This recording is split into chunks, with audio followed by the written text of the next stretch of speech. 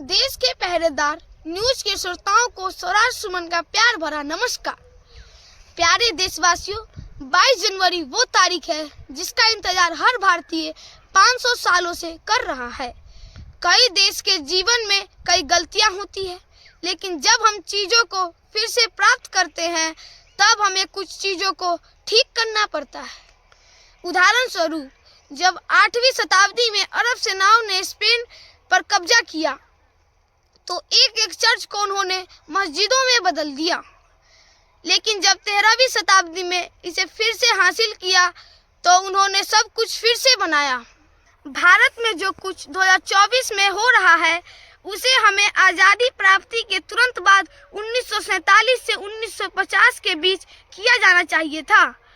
हमें यह समझना होगा कि राष्ट्र के सफल होने की क्षमता सिर्फ उसके संसाधनों, राजनीति और सेना में नहीं होती, बल्कि ये लोगों की भावना में होती है। जिस राम मंदिर का उद्घाटन 22 जनवरी 2024 को हो रहा है उसे तो 76 वर्ष पूर्व हो जाना चाहिए था, क्योंकि हर कोई जानता है कि यहाँ एक मंदिर था। जिन आक्रमणकारियों ने इसे नष्ट किया उन्होंने खुद बड़े गर्व से कबूल किया कि हमने इसे नष्ट कर दिया। ऐसी भव्य संरचनाओं को नष्ट करने का उनका इरादा केवल लूटपाट ही नहीं था। वे जो चाहते हीरा सोना उसे ले जा सकते थे और मंदिर छोड़ सकते थे, लेकिन उन्होंने ऐसा नहीं किया क्योंकि उन्हें लोगों की भावनाएं तोड़नी थी। यही उनका मुख्य मकसद था। मोहम्मद गजनबी मथुरा आया। उसके इतिहासकार ने लिखा है कि इतनी सुंदर, शानदार और विशाल संरचना हमने कभी नहीं देखी। ऐसा अद्भुत काम मनुष्य नहीं कर सकता। यह निश्चय है कि देवताओं का काम है। फिर भी उन्होंने मंदिरों को नष्ट कर दिया क्योंकि उनका मकसद लूटना या जीत हासिल करना नहीं था। उनका मेन मकसद लोगों की मनोबल की नींव को ढहाना था। इसीलिए भी राम मंदिर को वापस बनाना बहुत महत्वपूर्ण है। हर समुदाय के नेताओं एवं लोगों को इस महा महोत्सव में शामिल होना चाहिए, बिना किसी मनमुटाव के। और ये तभी हो सकता है जब मुस्लिम समुदायों को आक्रमणकारियों से अपनी पहचान नहीं जोड़नी चाहिए। जिन्होंने अत्याचार किया उनसे अपनी पहचान किसी भी हालत में नहीं जोड़नी चाहिए। विपक्षी पार्टी राजनीति रोटी सेकने में जुटी है। कोई कहता है मंदिर की जगह अस्पताल बना दो, कोई कुछ बोलता है तो कोई कुछ। अपनी डफली अपनी राग वाली कहावत चरितार्थ होती दिख रही है। ऐसा बोलकर नेता आम लोगों के दिमाग में जहर घोल रहे हैं। साफ साफ कहूँ तो दो समुदायों को भड़काने में भिड़े हैं। जो समझना होगा, हम खोई हुई अस्मिता को पुनः प्राप्त कर रहे हैं। इसमें सभी को शामिल होना पड़ेगा। उस्काने वाली बयानबाजी पर कानूनी नकेल आवश्यक है। राम मंदिर भले ही अन्य धर्म के मानने वालों के लिए मंदिर है, लेकिन हम सनातनियों के लिए मंदिर हमारे मन की प्रतिनिधि है। एक पृथ्वी, एक परिवार, एक भविष्य। यह केवल सनातनियों की सोच है। इसीलिए भारत से बेहतर कोई जगह नहीं है।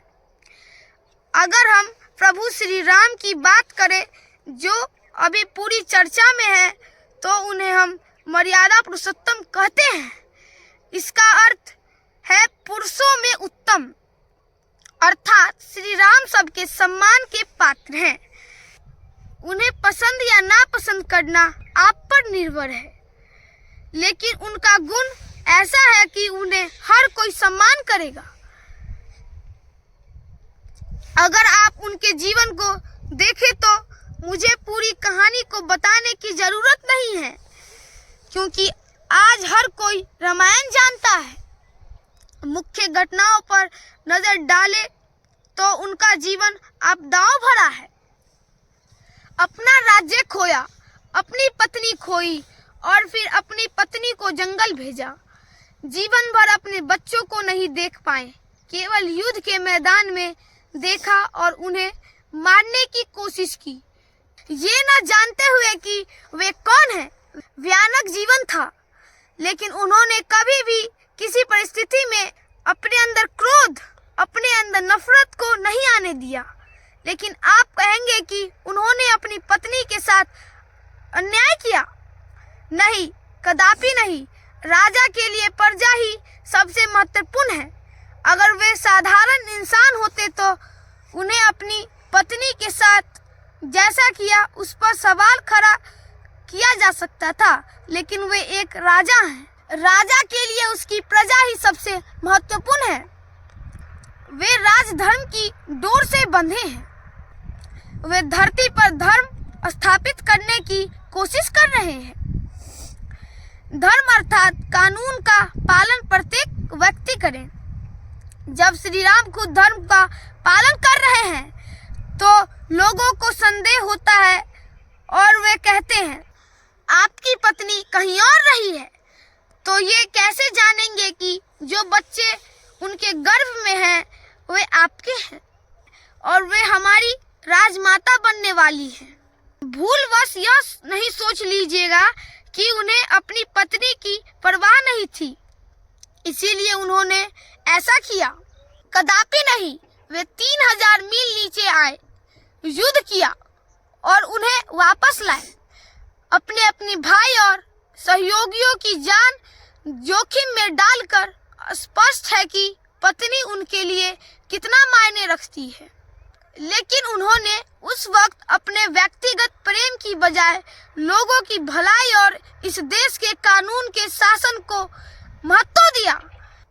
तो क्या हम देश में ऐसे नेताओं को चाहते हैं जो अपने निजी संबंधों को सर्वोच्च मानते हैं, या वो जो राष्ट्र की भलाई को सर्वोच्च मानते हैं? भविष्य का लीडर श्री राम जैसा होना चाहिए। सिर्फ भारत में ही नहीं, पूरे विश्व में ऐसा ही लीडर होना चाहिए। हमें ऐसे लोगों की जरूरत है जो अपने निजी स्वार्थ से परे सोचे। ऐसे नेताओं जो अपनी निजी पसंद नापसंद, अपने तकलीफों, अपनी समस्याओं से परे सोचे और देखे कि लोगों के लिए सबसे अच्छा क्या है। इसी को राम दर्शाते हैं। यही सनातन संस्कृति दर्शाती है। राम त्याग की प्रतिमूर्ति है। जब अपनी बात हो तो वैराग्य और आसपास के लोगों की बात हो तो पूरा जुनून। हम बस इसी को महत्व देते हैं। सबके लिए जुनून और अपने के लिए वैराग्य। यहाँ 1000 साल लूटपाट के रहे हैं, लेकिन दुर्भाग्य से भारत का इतिहास जो स्कूलों में पढ़ाई जा रही है वह पूरी तरह से झूठी है, ऐसा सदगुरु का मानना है।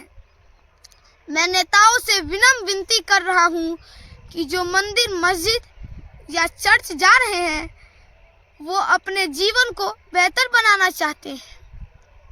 आप उनकी भावनाओं को मत भड़काइए। मैं अपनी बात विवेकानंद की पंक्ति से समाप्त करना चाहूँगा। जिंदगी में ऊंचा उठने के लिए किसी डिग्री की जरूरत नहीं। अच्छे शब्द ही इंसान को बादशाह बना देते हैं। अच्छे शब्द ही इंसान को बादशाह बना देते हैं। यदि मेरी बात अच्छी लगी तो मेरे चैनल को सब्सक्राइब, वीडियो को शेयर एवं लाइक कर मेरा मनोबल बढ़ाइए। जय हिंद, जय भारत, जय श्री राम।